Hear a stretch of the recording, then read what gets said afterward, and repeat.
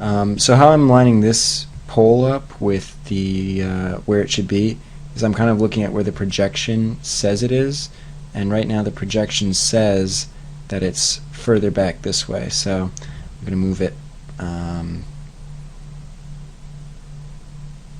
back there a little bit.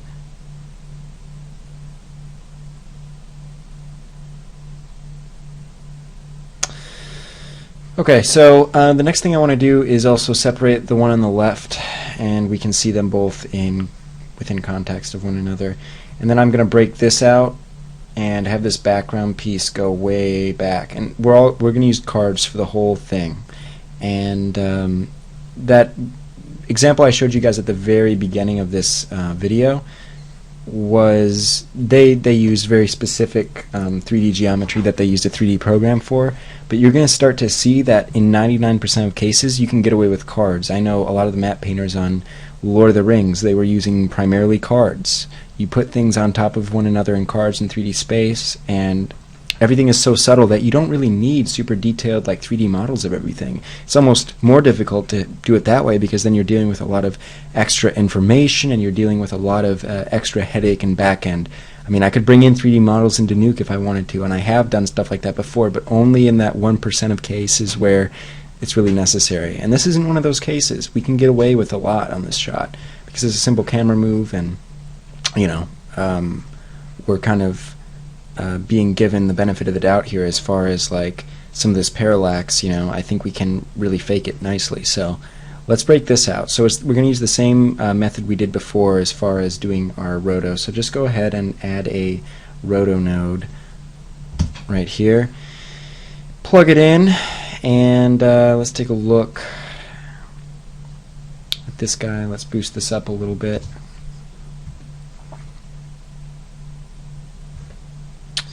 Alright, so we've got two things here. So what we really should do is separate this from that, and then both of them would be separated as well from the background. So we would do several layers of paint. I'm not going to do that for this tutorial, at least. We probably should separate the plant also. I mean, you can get as detailed as you want to, but for now I think, I mean, at the end we almost don't even see the plant. I was talking about priorities earlier, and this is one of those cases where let's just try and see if we can get away with doing a little bit less work for, you know, it's like Pareto's law, Pareto's principle, if you guys know what that is, 80-20. You know, essentially you want to focus on doing the 20% of the work, or excuse me, the 80% of the work that yields the best reward, essentially. So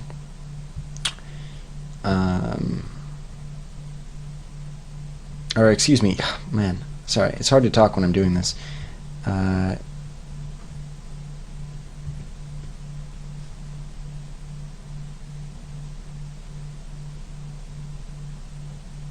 That's weird, I lost my thing randomly. It just happened again, what the hell? The 20% of the work that yields 80% of the results. Sorry. So it's a common business practice where people will say that, you know, you want to remove the clientele of yours that are giving you the biggest headaches and just focus on a few big clients rather than mulling over minutia with a bunch of smaller ones. So it's the same thing with comping. You know, you set your priorities, you get what you can out of them.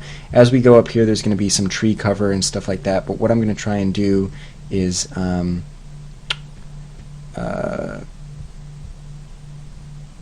let's just go ahead and roto it up and just see what happens. So once you finish making your mat for this guy, we're going to go ahead and break him out and paint the background like we did before.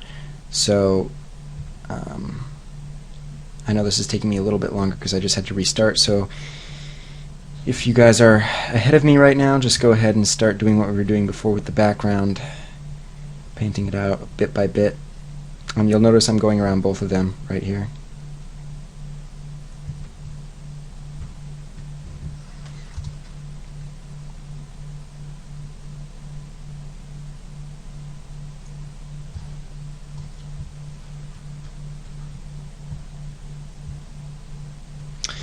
Okay, so there we have that guy, and I'm going to name this. I always like to name things, so we will name this light pole left. This is light element. I guess we could have been a little bit more specific, but that is fine with me for now. So let's go ahead and plug this into our camera like we did before. Plug this into light pole. Here's our project 3D. Here's our card. We're going to card into image project 3D and then plug that into the scene. Now let's see how this is looking just by default. It's going to be the same card, so it'll be the same exact place that it was before. So right now you can see the difference between these two, right? So over here you can see how this doesn't have anything behind it. Over here you can see how this has, this is where you're going to get your warping. See how the bottom of it is warping towards the camera along the ground plane? So once we remove that, we're not going to have any of that, and this will move convincingly through 3D space. You're going to have distance between this and this rather than it being stacked on top of it like that. So let's go ahead and go back into our Roto Paint, and let's add some more paint for this guy and see what we can get away with here. So let's see where to start. Let's go right here.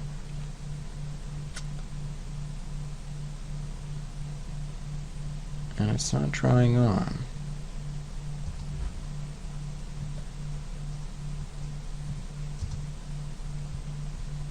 There we go.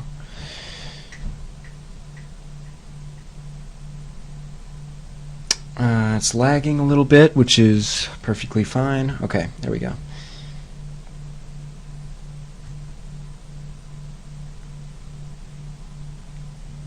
And it looks like there should be a little letter here, so let's just fake something. Let's just say it's 2 Ds, double Ds. Fantastic. Beautiful, beautiful double Ds. Okay, there we go.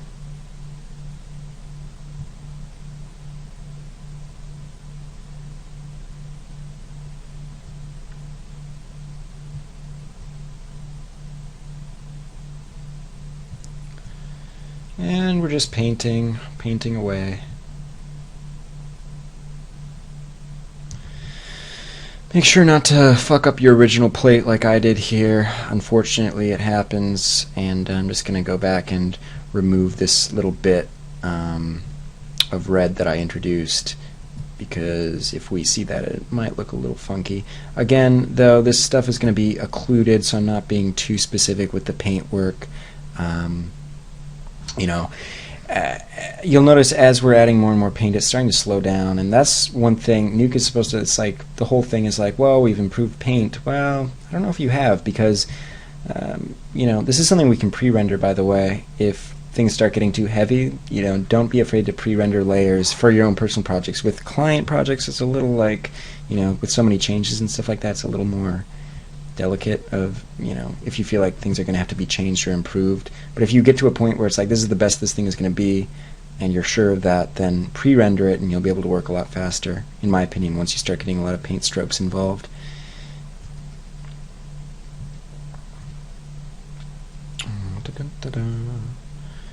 And we're just doing this in here.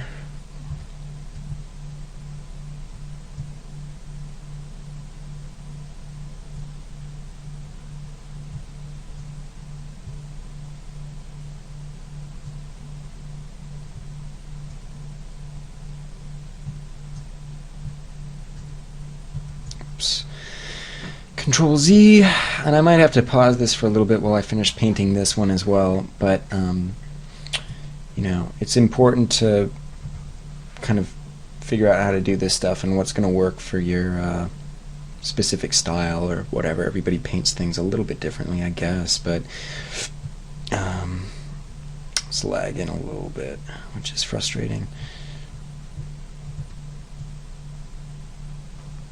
Alright, that'll be fine. And then we've got some stuff in the window here, so let's go ahead and just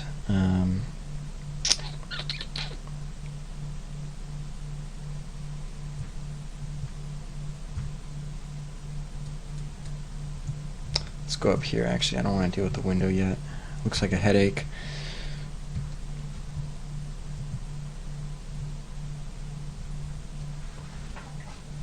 We don't want to copy these things. These are lens flares, and they are definitely in motion. They're flickering along with the lights. You know, usually tungsten and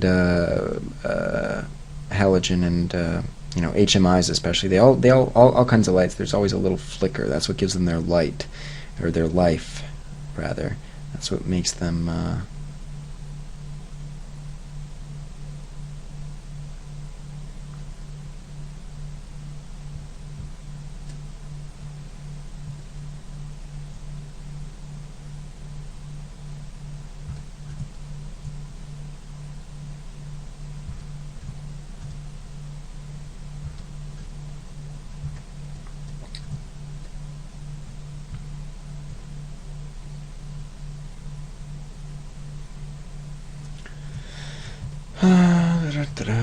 And then let's extend this back out a little bit, although it might be a little difficult.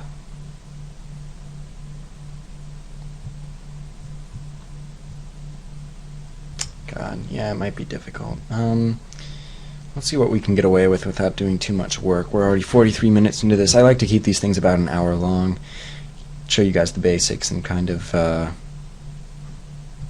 I don't know if that's going to work for now. Let's leave that out. Let's just see. We can extend. I mean, we could extend that with a warp or something, maybe, or we could do like a something like this.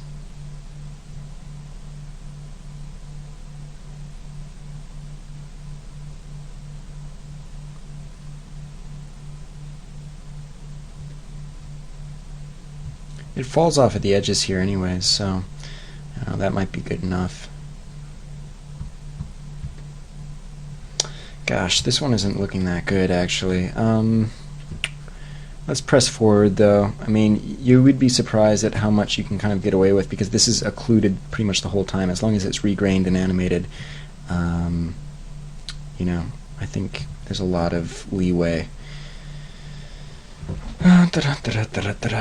Let me actually pause this because we're at 45 minutes in. I'm going to finish the rest of this painting because it's going to take a little bit to fine-tune these details and get this window right and get all this right. There's some stonework down here that's going to be kind of a annoyance. So I'll be right back.